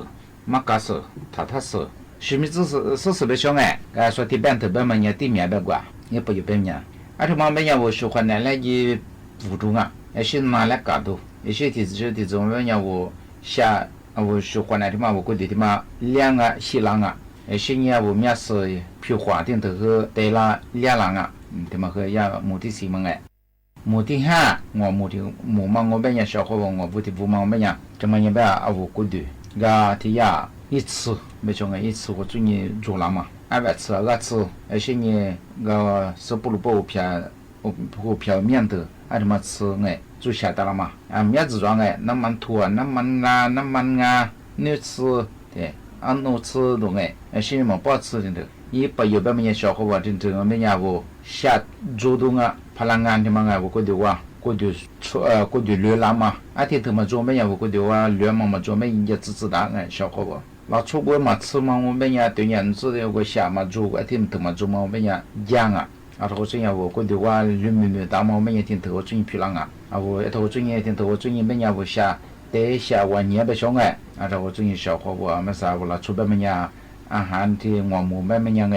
จากกัวแบบมันยังไงอะไรที่จะทักอะไรเกี่ยอะไรขึ้นแบบคือที่นี่ลีจำมันแบบคือนี่สัญญาเป็นยี่ที่วันนี้จำมันคิดว่าไงอะไรที่จะมาแต่หมอจะเลี้ยแบบมันยังมันอะไรจะจากกูที่จะจะยังชิบะตั้งไงกูมาไม่ยาวกูดูว่าชวนเนี่ยกูนี่ปั้นถึงมาจุบิยากูคือน่าเพียงน่าชื่อผิวละหัวไงทำมาเปิดดูเป็นงอชาหัวอาหารหลัก5หมู่แบบมันยังไงที่นี่มันแบบยังเลี้ยงที่ยังว่าจะไม่กินไงแกว่าชาหัวว่าชอบปีว่าอันนี้จีบแบบที่นี่ที่เกิดดูมือควายเข้ามาหิ้งไงสิ่งที่มาหัวแบบที่นี่เนี่ยที่จะแบบนี้ว่าจะเกี่ยก็ฟูแบบที่ที่มาเลี้ยงสักคนเนี่ยว่าจะไม่กินไงที่ว่ากูเดียเนี่ยเกี่ยวกับจะเนี่ยเกี่ยวชั่วโมงแบบเนี่ยที่มีเมียว่าจะไม่เกี่ยส่วนแบบนี้ว่าเสียตัวเสียเมียเจ้าตัวไงสิ่งที่จะมีมาคือเป็นว่าผู้ตามมาแก่ตามมาคือก็ยินชาทัศน์ส่วนแบบเนี่ยจะยินชาเชื่อมั่นแบบเนี่ยกูมาจะ一次กูมา一下子嘛10多吧一百元面嘛中哎我一百的这个样没百元没一下个嘛面我便宜时候的我我咋个米的咋个别的我就做我怎么进来点例子或者小可别我咋我们也40多时候就对你哎我咋天我们也不买是没办哎我吃嘛别们也也能当面要么也老出个咋嘛是咋嘛和做看你我哎我咱面那个能当面嘛我们也มาค่ะเนี่ยเอาก็เดี๋ยวใช่ป่ะผมคนเนี่ยมีอะไรไปอยู่กูมันไปนาพิวอ่ะเช่นน้ำมันหมูกว่าซึ่งเธอที่ว่าเอาจะมาแบบอะไรเงี้ยที่ว่าเนี่ยแบบที่แต่ผมคนเนี่ยเอาจะลูน่าจะก็ที่เดิมเนี่ยจะกูตั้งจะกูได้อยู่ก็เดี๋ยวอยู่อยู่กูมาตั้งเงี้ยจะก็งูแบบเนี่ยงูมาคือมาว่าเงี้ยเงี้ยมาเป็นชาวเขาว่าน่าแลปีแบบกันมั้งเงี้ยก็ชาวเขาว่าจะตัวเมียจะกูที่ว่าปีกันที่ว่ามันยังน่าที่แรกกันนะที่ถึงมาว่าปัญญาเรื่องพรบคอมพิวเตอร์กับชาวงานทางวันนั้นแบบที่จุดงอว่าสู่ยูบีงอรูปภาพจิพเกอร์คลิปวิดีโอหรืองอข้อมูลจิพเกอร์แต่ละเงี้ยเอาสร้างบัญชีปลอยี่สุดแล้วคือจะมางอสุดแล้วหลอกลวงยังมองปัญญาคือมีความผิดงานพรบจัวชาวงานจำคุกงานไม่เกิน3 ปีแบงอาทิตย์นี้คือปรับไม่เกิน200,000 บาทปีว่าสูคือภาษีหายแบงงานกว่ายี่เจ้าของยี่สภาพผมมันคือเวลาคือสูดำเนินงอคดีที่ได้ยินนั่งอาทิตย์เป็นยาชของงานมาคือจำมงนูปีว่านูสูพคือชอบคืองอสุดแล้วคือว่ายี่สภาพจบคือยี่สภาพในนี้สูเกิดก้าเกิดเยอะมันเกิดเยอะมากมาคือเตี้ยจำมงมาใส่ก็คือเอาเฟซบุ๊กแบงระบบออนไลน์ก็คือเอาอาชีพมาพวกเยอะคืองอถึงมาเกอร์คือไงเราช่วยเบื่อหรืองอสู้ง สุดมันพอมาขอดองมันยังเจ้าซุยสืบหาภาษีหายบ่เฮอเอาละเฮอสุแจ้งควายหน้างาอาทิบ้ามันยังเฮอมาเฮอจามงชของงามอาทิบ้ามันยังนี่นะเฮอเอาชของงาปีมาเฮอที่แล้วจงอาทิบ้าเฮอจ้าที่มูลงาหนีมุขวานี่3 มื้อว่าแต่ความมูลกว่าเอาชขทาวิทยุนาสูที่ทาไลฟ์สวยตีสุดเฮอคือบ่มงานั่นละคือจะสิจอมาผู้จะสิว่าก็มีว่าจะสิขอว่างาอาทิเนี่ยเฮอเอาว่าคือด้วยเฮออะไรก็เยอะเฮงายีระยะเฮอข้อกุยเยอะขอว่างาอาทิบ้านยันนี่นะเฮอทัชชาเดี๋ยวนั้นที่ว่างาว่าชขทาคือบ่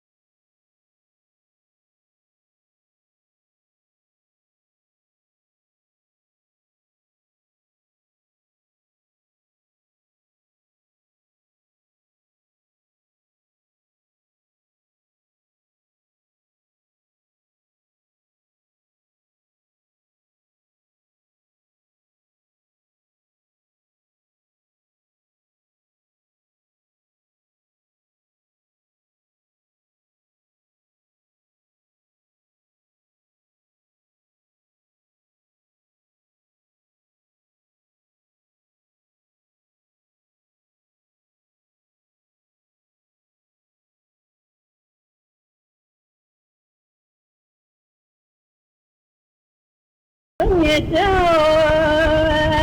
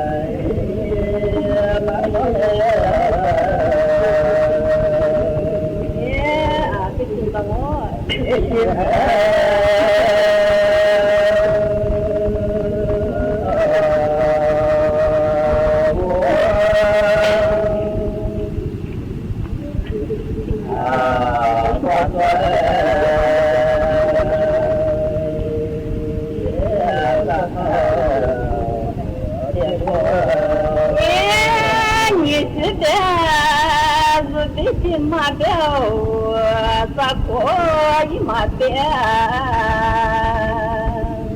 không bỏ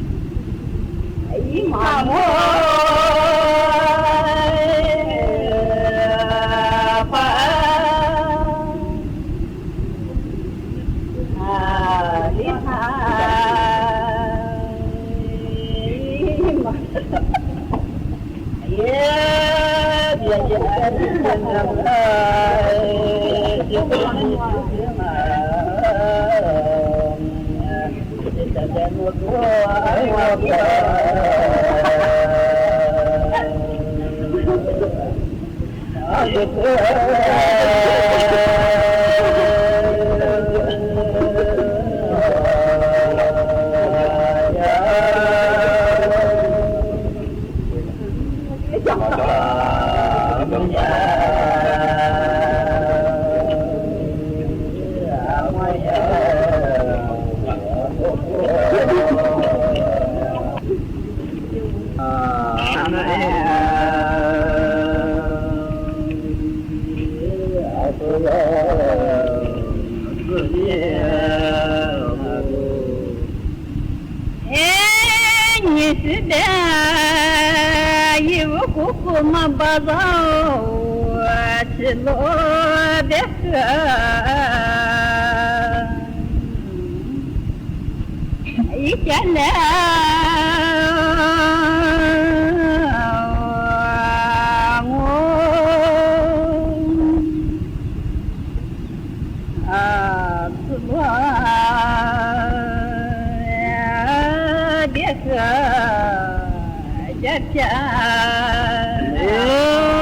Mangaba besapusa de tikinishoga no pulo da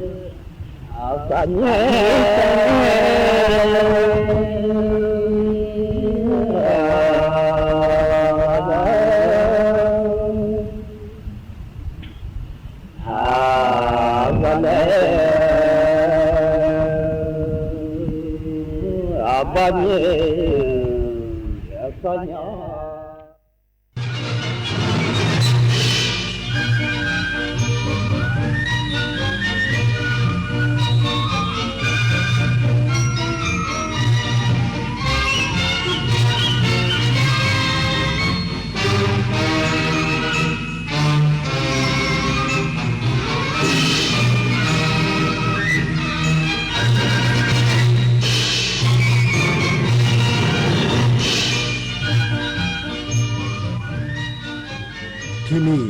สถานีวิทยุกระจายเสียงแห่งประเทศไทยต่อไปเสนอข่าวซึ่งมีหัวข้อข่าวดังนี้ศาลรัฐธรรมนูญมีมติ6-3ให้ความเป็นรัฐมนตรีของนางสาวแพทองธารชินวัตรสิ้นสุดลงเฉพาะตัวนายภูมิธรรมเวชยชัยรองนายกรัฐมนตรีและรัฐมนตรีว่าการกระทรวงมหาดไทยเรียกประชุมคณะรัฐมนตรีนัดพิเศษที่ทำเนียบรัฐบาลวันนี้ผู้นำสหรัฐประกาศยกเลิกเงินช่วยเหลือต่างประเทศมูลค่า 4,900 ล้านดอลลาร์สหรัฐโดยไม่ผ่านสภาคองเกรสทีมวอลเลย์บอลหญิงทีมชาติไทยพ่ายให้กับญี่ปุ่น0-3 เซตหยุดเส้นทางในศึกวอลเลย์บอลหญิงชิงแชมป์โลกในรอบ16ทีมสุดท้ายต่อไปเป็นรายละเอียดของข่าวศาลรัฐธรรมนูญมีมติ6-3ให้ความเป็นรัฐมนตรีของนางสาวแพทองธารชินวัตรสิ้นสุดลงเฉพาะตัวเมื่อวานนี้ศาลรัฐธรรมนูญมีมติ6-3ให้ความเป็นรัฐมนตรีของนางสาวแพทองธารชินวัตรสิ้นสุดลงตามรัฐธรรมนูญมาตรา170วรรค1วงเล็บ4ประกอบมาตรา165ตั้งแต่วันที่1กรกฎาคม2568เนื่องจากผิดมาตรฐานทางจริยธรรมอย่างร้ายแรงเพราะปรากฏหลักฐานชัดเจนว่าคลิปการสนทนากับสมเด็จฮุนเซนไม่ใช่เทคนิคการเจรจาแต่เป็นการขาดความรอบคอบระมัดระวังตามที่รัฐธรรมนูญบัญญัติไว้ซึ่งเป็นการลดทอนทำให้ประเทศชาติและประชาชนเสียหายซึ่งเกียรติภูมิของนายกรัฐมนตรีและประเทศไทยแล้วทำให้ประชาชนขาดความไว้วางใจและความเชื่อถือศรัทธาอย่างร้ายแรงถือเป็นการไม่ปฏิบัติตามกฎหมายทั้งนี้เมื่อศาลมีคำสั่งวินิจฉัยดังกล่าวส่งผลให้คณะรัฐมนตรีทั้งคณะต้องพ้นจากตำแหน่งด้วยการกระทำของผู้ถูกร้องที่ขอความเห็นใจจากสมเด็จฮุนเซนจึงไม่ใช่เทคนิคการเจรจาตามที่ผู้ถูกร้องกล่าวอ้างแต่เป็นการปฏิบัติหน้าที่โดยขาดความรอบคอบและระมัดระวัง ซึ่งตามวิสัยและพฤติการของผู้ถูกร้องซึ่งดำรงตำแหน่งนายกรัฐมนตรีควรจะต้องมีวิจารณญาณในการเลือกกระทำการโดยไม่ขัดต่อรัฐธรรมนูญตามหน้าที่ที่บัญญัติไว้ในรัฐธรรมนูญมาตรา 164 วรรค 1 อนุ 1 เมื่อผู้ถูกร้องมีประโยชน์ส่วนตัวคือคะแนนนิยมและศักยภาพของรัฐบาลเข้าไปเกี่ยวข้องหรือเกี่ยวเนื่องด้วยกับการปฏิบัติหน้าที่ผู้ถูกร้องกลับไม่คำนึงถึงและยึดถือผลประโยชน์ของประเทศชาติเป็นที่ตั้งการกระทำดังกล่าวเป็นการลดทอนหรือทำให้เสียหายซึ่งเกียรติภูมิหรือเกียรติของนายกรัฐมนตรีและประเทศไทยจึงวินิจฉัยว่าความเป็นรัฐมนตรีของผู้ถูกร้องนายกรัฐมนตรีสิ้นสุดลงเฉพาะตัวนับแต่วันที่ศาลรัฐธรรมนูญมีคำสั่งให้ผู้ถูกร้องหยุดปฏิบัติหน้าที่นายกรัฐมนตรีคือวันที่ 1 กรกฎาคม 2568 เมื่อความเป็นรัฐมนตรีของนายกรัฐมนตรีสิ้นสุดลงตามรัฐธรรมนูญมาตรา 170 วรรค 1 อนุ 4 แล้วรัฐมนตรีต้องพ้นจากตำแหน่งทั้งคณะภายหลังศาลรัฐธรรมนูญวินิจฉัยให้นายกรัฐมนตรีและคณะรัฐมนตรีทั้งคณะพ้นจากตำแหน่งหลายพรรคการเมืองประกาศพร้อมจัดตั้งรัฐบาลใหม่โดยเร็วเพื่อไม่ให้เกิดสูญญากาศทางการเมืองนายภูมิธรรมเวชยชัยรองนายกรัฐมนตรีและรัฐมนตรีว่าการกระทรวงมหาดไทยแถลงภายหลังการหารือร่วมกับแกนนำพรรคร่วมรัฐบาลวันนี้ว่าจากสถานการณ์การเปลี่ยนแปลงทางการเมืองในปัจจุบันทุกฝ่ายเห็นตรงกันว่าจำเป็นต้องรักษาความต่อเนื่องในการแก้ไขปัญหาของประชาชนไม่ให้เกิดสุญญากาศทางการเมืองที่อาจส่งผลกระทบต่อการบริหารประเทศดังนั้นแกนนำพรรคร่วมรัฐบาลมีความเห็นร่วมกันว่าจะยังคงจับมือเป็นรัฐบาลต่อไปในช่วงรักษาการโดยพรรคเพื่อไทยจะเป็นแกนนำในการจัดตั้งรัฐบาลตามกระบวนการประชาธิปไตยเพื่อให้รัฐบาลดำเนินการอย่างต่อเนื่องในสถานการณ์ที่เกิดการเปลี่ยนแปลงเช่นนี้ควรที่อย่างยิ่งที่จะต้องทำให้เกิดความต่อเนื่องในการที่จะดำเนินการในการแก้ไขปัญหาประชาชนเราไม่อยากให้เกิดทุกข์ยากาศผลการที่คุยกันเราตกลงกันว่านะครับเราจะยังจับมือร่วมกันในการจัดตั้งรัฐบาลโดยให้พรรคเพื่อไทยเป็นแกนนำในการดำเนินการที่จะทำให้มีการจัดตั้งไปตามกระบวนการประชาธิปไตย ขณะที่นายณัฐพงษ์เรืองปัญญาวุฒิหัวหน้าพรรคประชาชนกล่าวว่าทางออกที่ดีที่สุดในขณะนี้คือการสรรหานายกรัฐมนตรีคนใหม่มาทำหน้าที่ในการยุบสภาและจัดให้มีการเลือกตั้งใหม่ในกรอบระยะเวลาที่เหมาะสมพร้อมเสนอ3เงื่อนไขคือนายกรัฐมนตรีคนใหม่ต้องยุบสภาผู้แทนราษฎรภายใน4เดือนนับตั้งแต่ที่ได้แถลงนโยบายต่อรัฐสภาคณะรัฐมนตรีชุดใหม่ต้องจัดให้มีการทำประชามติในการแก้ไขรัฐธรรมนูญและพรรคประชาชนยืนยันที่จะไม่ร่วมรัฐบาลและทำหน้าที่ฝ่ายค้านต่อไปนายกรัฐมนตรีคนใหม่จะต้องยุบสภาผู้แทนราษฎรภายใน4เดือนนับตั้งแต่ที่ได้แถลงนโยบายต่อรัฐสภาเพื่อจัดให้มีการเลือกตั้งสมาชิกสภาผู้แทนราษฎรเป็นการทั่วไปคณะรัฐมนตรีชุดใหม่จะต้องจัดให้มีการออกเสียงประชามติเพื่อนำไปสู่การจัดทำรัฐธรรมนูญใหม่ทั้งฉบับพรรคประชาชนยืนยันที่จะไม่ร่วมรัฐบาลและทำหน้าที่ฝ่ายค้านต่อไปโดยจะทำหน้าที่ตรวจสอบรัฐบาลชุดใหม่อย่างเต็มที่ขณะที่พรรคภูมิใจไทยออกแถลงการตอบรับข้อเสนอและเงื่อนไขของพรรคประชาชนเพื่อจัดตั้งรัฐบาลชวิสาประทุมมารายงาน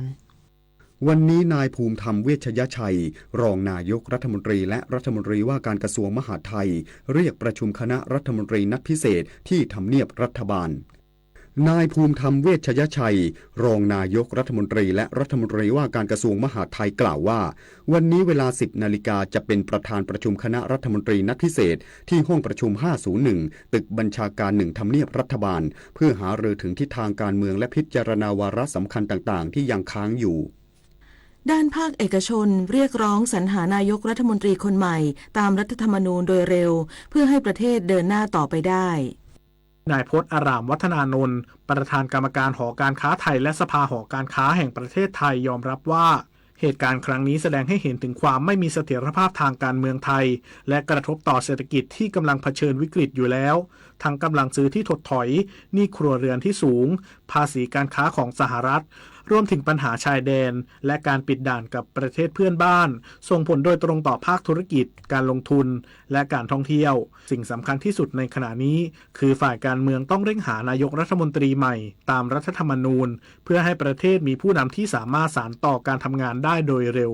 เช่นเดียวกับนายเกรียงไกรเทียนนุกุลประธานสภาอุตสาหกรรมแห่งประเทศไทยกล่าวว่าเศรษฐกิจไทยยังมีโอกาสฟื้นตัวหากภาครัฐและเอกชนร่วมมือกันวางมาตรการรองรับได้ทันสร้างความมั่นใจแก่นักลงทุนและประชาชนเพิ่มงบประมาณด้านโครงสร้างพื้นฐานพัฒนาทักษะแรงงานและสนับสนุนการเข้าถึงเงินทุนสำหรับ SME รวมทั้งทำงานร่วมกับภาคเอกชนเพื่อวางแผนการดำเนินงานในระยะกลางและระยะยาวขณะเดียวกันภาคเอกชนต้องปรับตัวเชิงรุกเพิ่มประสิทธิภาพการผลิตพัฒนาผลิตภัณฑ์ที่ตอบโจทย์ตลาดโลกลงทุนในนวัตกรรมเทคโนโลยีสมัยใหม่เพื่อรักษาความสามารถแข่งขันของไทยในตลาดโลกปฏิพล สัทธพรหมมารายงาน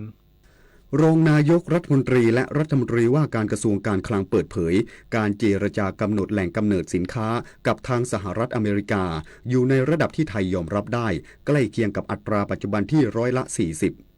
นายพิชัยชุนหวชิระรองนายกรัฐมนตรีและรัฐมนตรีว่าการกระทรวงการคลังกล่าวถึงความคืบหน้าในการเจรจาเรื่องหลักเกณฑ์การคำนวณมูลค่าแหล่งกำเนิดสินค้ากับสหรัฐอเมริกาว่า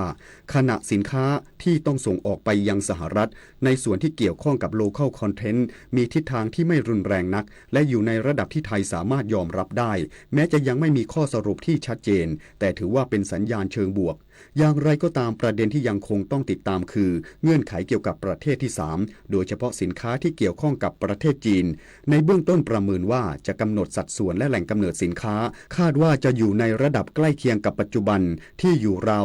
40%ซึ่งจะช่วยให้ภาคเอกชนสามารถปรับตัวได้ในช่วงเปลี่ยนผ่านอธิบดีกรมทางหลวงชนบทสั่งการหน่วยงานในสังกัดรับมืออุทกภัยในพื้นที่ภาคเหนือและภาคตะวันออกเฉียงเหนือต่อเนื่องจนกว่าสถานการณ์จะคลี่คลายนายมนตรีเดชาสกุลสมอธิบดีกรมทางหลวงชนบทกล่าวว่าขณะนี้ประเทศไทยยังคงมีฝนฟ้าคะนองและมีฝนตกหนักบางแห่งบริเวณภาคเหนือภาคตะวันออกเฉียงเหนือ